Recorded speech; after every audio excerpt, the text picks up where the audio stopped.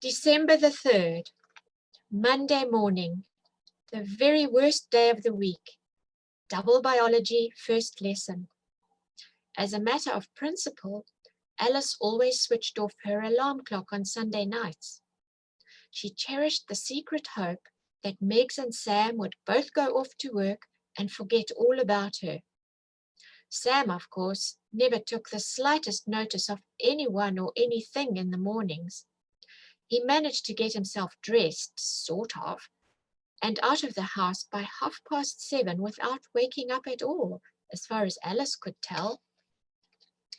Megs likewise was utterly predictable. She hadn't even twigged that this was a regular protest yet. Alice was shaken back to life every Monday morning at 8:15. Curtains jerked back, light on. "Come on, darling, come on." Megs was trying to squeeze cheerfulness out through her teeth, but not quite succeeding. "Monday morning, rise and shine, school awaits. That awful alarm clock has failed again." Megs was not a morning person. For Alice, conversation wasn't really for mornings either. She went into autopilot. Bathroom, disgusting school uniform, rabbit food for breakfast, also disgusting.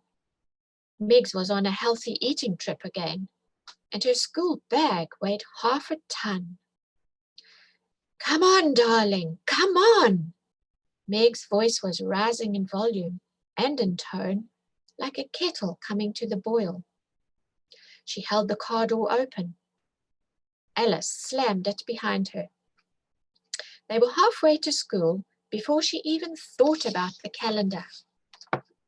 Just for one fleeting moment, the word chocolate came into her mind, and her mouth watered. Then a split second later, she realized that Sam had gone off to work with his mobile phone. How would she get the code? Would it be a different time during the week? What if Sam wasn't coming home tonight? Should she contact him at work? She could text him from a friend's phone if only she could remember the number. And if one of her two friends had broken school rules and smuggled a phone in, would the calendar still work if they missed a day? "Here we are, my precious," said Megs, leaning across to give her a kiss. Alice made a strangled glum sound and leapt out of the car. "Bye," she called, but the car had already pulled away. Her heart and her shoulders sank a little every day as she walked through the school gates. Everything about the place seemed 10 times worse than her last school. The buildings were falling apart. Most of the classes were out of control. The Year 9 bullies were particularly vicious. Something strange was happening. As Alice turned the corner into the main entrance, a dark shadow moved across the edge of her vision. As she walked down the long spiral corridor to her form room, she turned round in mid-stride. There it was again, she thought, following her, but she wasn't quite sure. Since the beginning of the term, Alice had teamed up with Susie and Alex. They were both new as well. She knew that, like her, both of them had moved to the area because of problems at home. The three had become unlikely allies without ever declaring friendship. Susie was much better spoken than the other kids in their year, but Alice thought she was really nice. Before her parents' divorce, she used to go to a private school. She found it difficult to take in everything at class and often rang Alice in the evenings to talk about homework. Alex was a geek, pure and simple, the brains in the outfit. He'd moved into the area from somewhere in the north because of his dad's job. There were 3 clauses to the 3 friends' unspoken treaty. Always stick up for each other, be there at break and lunchtime, the worst moments, and never ever ask questions about home. Because they all lived a long way apart, the three of them hardly ever met up outside of school hours. Their arch enemy, apart from the bullies, was Miss Newton, the biology teacher, who was at least 70. Susie reckoned she was the trench bull, reborn to torment her. "Hi, Alice. Good weekend." Alex was the first there. Susie arrived a moment later. "Oh, it's all right. Nothing special. You?" "Same old thing. Are you ready for biology?" Alice, of course, was still thinking about the Advent calendar. Her mind kept going back in spare moments to the doors and the new worlds. But she was much too sensible to mention it to Alex, especially as it was so new. It felt fragile somehow, as if it could disappear if she talked about it, not to mention the weirdness of it all. Biology always started with a test. They got through as best they could. Then Miss Newton announced one of her special educational films. Most of them were ancient and crackly, but this one was actually rather good, Alex thought. Miss Newton kept talking about nature, red in tooth and claw. The film traced the food chain in an African game reserve. Alice was seriously thinking of becoming a vegetarian by the end. She daydreamed whenever she could. There was no way of knowing whether Sam had a new code or if they would go somewhere new that evening. Once or twice during the day, she had the weird feeling that she was being watched or followed and caught the shadow in the corner of her eye. But the moment passed. At long last, it was time to go home. Normally, she caught the bus. Meg's was still at work on the other side of town. She was just turning out of the gate when there was a fierce beeping on the horn. "Over here, Alice!" It was Sam. He was calling to her from his rusty blue sports car parked over the road. "Over here, quick, jump in!" Alice crossed the road and hopped in beside him. "What are you doing here? Why aren't you at work? Is it something to do with the calendar?" Sam grinned, shifted into gear, revved the engine, and pulled away. "What happened? Tell me." "The trains weren't running this morning. Something to do with a bomb scare in London. It turned out to be a hoax, but there was no way of getting to work. As soon as I got to the station, I had to turn round and go back for a car. I must have just missed you. I was walking home when the text arrived. Here it is." Alice grabbed the phone. The message was just like the others, but a different number. 11:6. "Great. And thanks for coming to get me. Let's go home and punch in the number." Sam went a bit sheepish. "Well," he said, choosing his words very carefully, "I already did that." Curiosity and temper both flared up at once. Curiosity won, but only just. "What happened? If you went anywhere without me, I'll get Mum to chuck you out." "Calm down, dear," said Sam in his most annoying TV voice. He caught the look in her eye and stopped halfway through the quotation. "I was at home anyway, so I thought, why not just punch in the number? So I did. Another door had appeared. What did it look like?" "Really strange," said Sam, "like a 5-bar wooden gate. I couldn't resist it and punched in the numbers. And, well, nothing. There was just nothing. No different world, no smoke, nothing.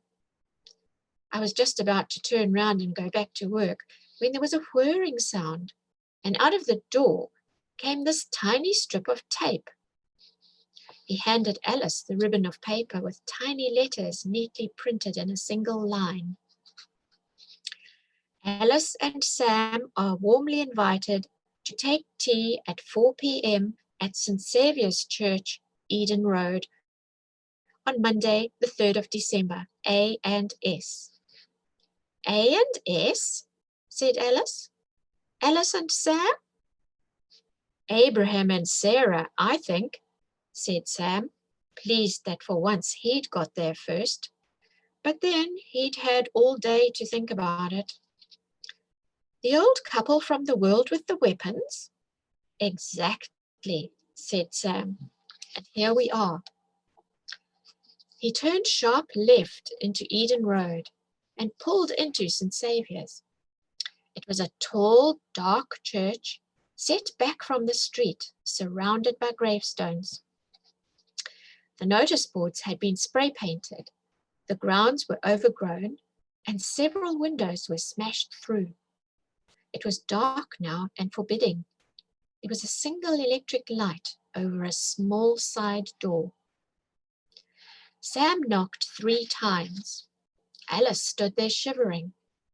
There was just a hint of a shadow in the street outside. An instant later, the door opened. Warmth and light flooded out into the cold night. Abraham and Sarah were both there, both smiling, both kind of excited. Come in, the pair of you. How wonderful to see you. It's a cold night, but warm as toast inside. Let's take your coat and bag. My, this is heavy. We've been so looking forward to you coming. The kettle has just boiled this very minute. Perfect timing. It was like visiting the nicest grandparents you can imagine, except for the house or church or whatever it was. Alice never quite worked out which. Abraham and Sarah bustled them through a small, ordinary-looking hallway into a huge space, which was like some glorious indoor jungle. Alice thought of the greenhouses at Kew Gardens. Sam thought of the rainforest in Brazil.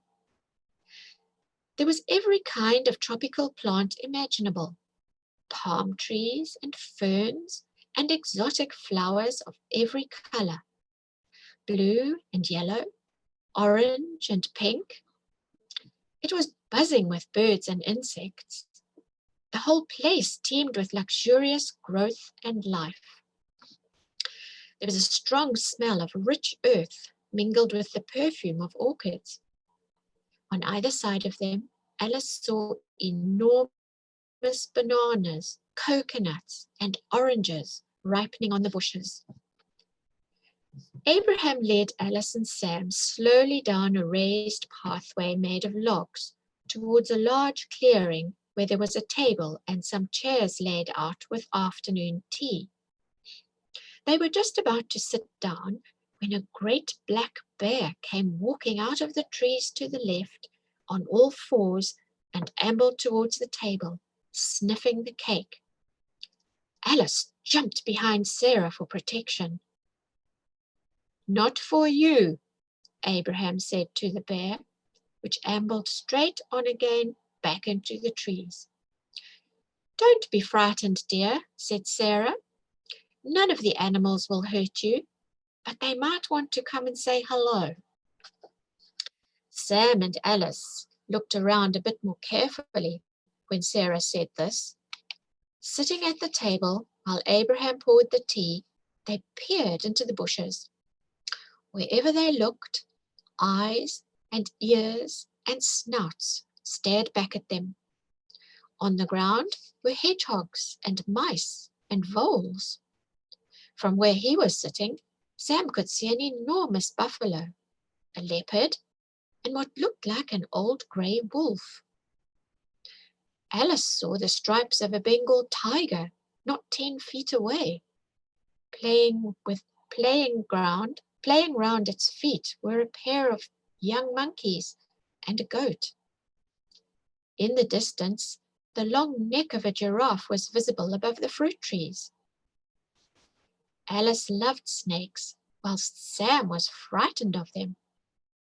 To Alice's lasting delight, something she remembered for days afterwards, an enormous python slithered from the long grass at the edge of the path, underneath the table, and into the bushes on the other side.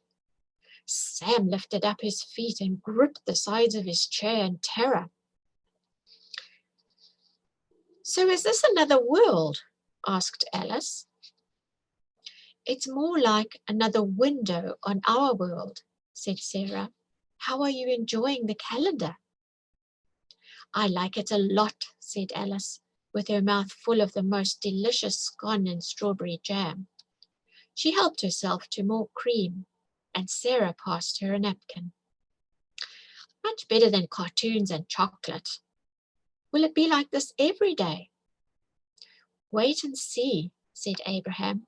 "We don't want to spoil the surprises, but we will say that nothing happens when you open the doors that will hurt you or cause you any harm." "Do we always need to be there together?" asked Sam. "What about school and work and stuff?" "The codes will arrive at exactly the right time every day," said Sarah. "But it might be a different time on different days. Don't try to plan it all out. Just let it happen. If only one of you is there, punch in the code anyway. The calendar will find a way to draw you both in together." "How long will it last?" wondered Alice. "There are 24 days on the calendar," said Sam. Abraham took Sarah's hand and gazed at her, his eyes full of love and tenderness. Sarah smiled back at him. He turned back to Alice, his eyes twinkling. "If you want to, it lasts forever." There was a moment's pause. Then Sarah took their cups. "Come on, dears, you've finished your tea. Let's show you round." Slowly they walked round the garden. Abraham walked ahead with Sam, pointing out the species and varieties of birds and flowers, and the different types of fruit. It was a very long time since Sam had taken a walk in a garden. It was also a very long time since he had had a proper conversation with someone older than himself. Alice thought he seemed to relax a little, and he began to breathe more deeply. He was strangely quiet as he looked around. At Abraham's invitation, he picked an apple and began to eat it. Alice walked quietly by Sarah's side. Conversation was unnecessary. It was just good to be here. She tried to see beyond the trees and the bright light to the roof of the building, but she found she couldn't. For all she knew, they could have been in the middle of a real garden with an open sky above. At every turn in the path, there was a different scent of blossom or fruit or rich earth smell. For some time, they walked beside a stream with the enormous peaceful carp just below the surface. Sarah had brought the remains of a scone and showed Alice how to hand feed the great fish. They came at last to what Abraham said was the very center of the garden, to an enormous tree. Its canopy made a roof over the central glades. Its branches reached up as high as Sam could see, alive with birds and a tribe of monkeys playing and swinging through the upper branches. But at the base of the tree, Alice saw, in among the roots, something was moving. She looked more closely. They were snakes. Snakes of every kind, coming and going, in and out of the ancient roots of the tree. Some of the roots themselves stood proud of the ground, and the creatures wrapped themselves around the fibers, or else they lay still across the top. She recognized a cobra and a rattlesnake and an adder. On the far side was an enormous boa constrictor. Sam had turned pale and gone into hiding behind Abraham. Then, as they watched together in silence, Alice caught her breath. A tiny child, no more than 2 or 3 years old, came to the tree from a different direction.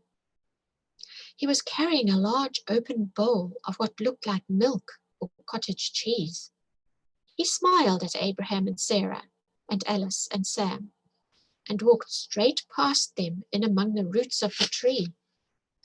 The snakes took no notice of him, but glided past his ankles and over his bare feet.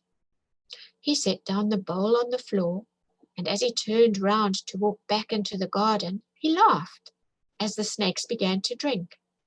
It was a strange and beautiful moment. Abraham and Sarah then led them back by a different pathway to the front door of the house. Alice hadn't said much in the garden. She was too busy soaking in the smells and the colour and the life. As they reached the end of that day, she did just have one question. "Sarah," she said quietly, out of Sam's hearing, "I had a sense something was following me today, a kind of shadow. Is that something to do with the calendar?" "You've begun to see it then," Sarah replied. "Don't be afraid. It's not from the calendar itself. In fact, it's always been there. The calendar is helping you to see it, that's all. I'll tell you some more tomorrow." They were outside now in the cold December evening, saying goodbye. Alice waved off as Sam drove off. They both wanted the drive home to be in silence. They arrived home and the house was in darkness. Megs had an evening class on Mondays. Together they opened the door of the house. Alice ran ahead into the front room. There, just as Sam had described it, was the third door, a garden gate made from wood. Only now the gate was open. The picture inside was a beautiful garden, a riot of colour and life and tiny detail. When Alice looked closely, tiny eyes looked out at her from the bushes and the long grass. When she stood close by the calendar, she thought she could even smell the scent of apples and the dew on the wet grass.